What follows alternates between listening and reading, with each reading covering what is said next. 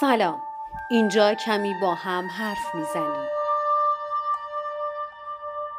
زنان در فرهنگ ما بی آنکه بدانند و متوجه باشند شرم زده اند و این شرمندگی به شدت واگیردار است.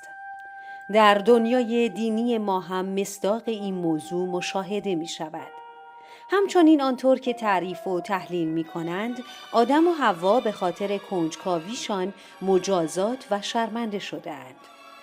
با توجه به آنچه که گفته شد می توان نتیجه گرفت که شرم تولید آگاهی می کند و دیگر آنکه آگاهی همیشه مقدم بر خود آگاهی است. اما این خودآگاهی وقتی ایجاد شد بلافاصله رشد می کند و شکوفا می شود. وقتی به آگاهی می رسیم مستعد احساس شرم می شویم. از این زمان به بعد حوادث کوچک و بزرگ روی احساس شرمی که همیشه با ماست تأثیر بیشتری می گذارد. کتاب شرم اثر آنی آرناکس این گونه شروع می شود. در یک بعد از ظهر روز یکشنبه در ماه ژوئن وقتی 12 ساله بودم پدرم سعی کرد مادرم را به قتل برساند. خانواده دور هم جمع شده بودند تا نهار یکشنبه را با هم بخورند. مادر آنی در شرایط روحی و روانی خوبی به سر نمی برد و از این رو با شوهرش بحث و مشاجره می کند. بحث و مشاجره‌ای که در تمام مدت صرف نهار ادامه می یابد.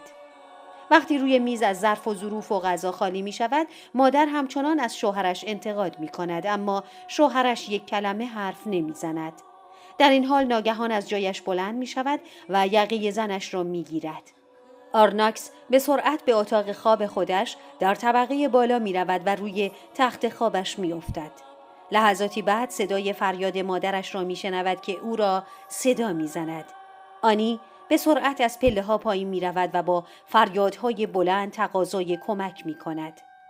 آرناکس می گوید از آن حادثه قسمت مهمی که هنوز به یادش می آید گریه و فریاد است. بعد هر سه ما به آشپزخانه برمی گردیم. پدرم کنار پنجره نشسته و مادرم کنار چراغ خوراکپزی ایستاده است. نمی توانم جلوی گریه ام را بگیرم. مادرم می گوید ناراحت نباش. مسئله حل شد. دیگه مشکلی وجود نداره. دقایقی بعد هر سه آنها با دوچرخه هایشان در روستایی که نزدیک به خانهشان است در حال دوچرخه سواری هستند. دیگر کسی هرگز درباره حادثه آن روز حرف نمیزند. اما در آن لحظه وحشتناکی که موضوع کنار گذاشته شد، شرم وجود آنی را به طور کامل در بر میگیرد. کمی دیرتر در همان تابستان آنی به اتفاق پدرش در یک رستوران غذا می‌خورند.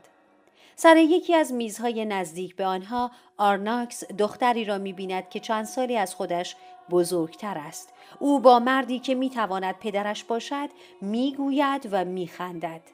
به نظر می‌رسد که آن دختر از آرامش فراوانی برخوردار است. آرناکس در آینه‌ای که در کنار میزشان قرار دارد نگاه می‌کند و خودش را می‌بیند که با چهره‌ای غمگین در سکوت کنار پدرش نشسته و به نقطه دوری خیره شده است. او ناگهان ماهیت شرم را احساس می‌کند، شرمی که ما را با خودمان در می‌اندازد و از دیگران جدا می‌کند. کسی که شرم زده است احساس می‌کند که عیب و نقصی در او وجود دارد.